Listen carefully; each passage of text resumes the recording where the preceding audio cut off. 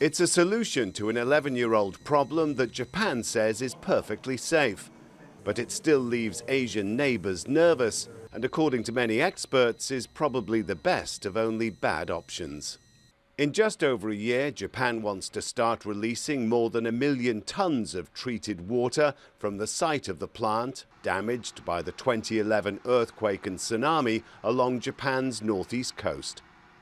Water used to cool the reactors, as well as groundwater that came onto the site and became contaminated, has been stored in a growing number of tanks that are quickly reaching capacity.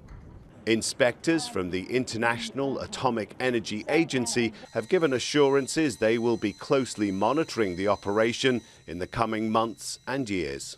The IAEA will contribute to building confidence that the water discharge is conducted in a safe and transparent manner in line with the international safety standards. But there's been widespread opposition to the plan, especially from communities along this part of the Japanese coast. The abrupt decision to discharge decontaminated water into the sea shows complete disregard for public opinion and is unacceptable to most people in Fukushima. Other residents suggested the international inspectors hadn't heard their concerns. There have been leaks of contaminated water before. If the discharge plan is feasible, convincing evidence must be presented.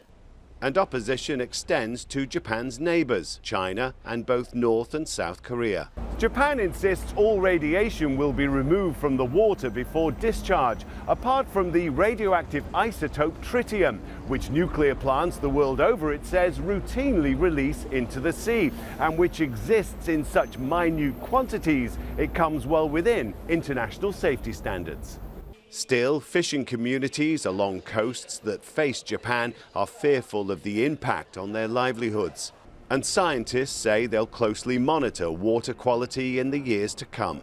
While the controversy is set to continue, Japan will be hoping this will finally solve one of the legacies of a natural disaster that it has struggled for more than a decade to overcome. Rob McBride, Al Jazeera, Seoul.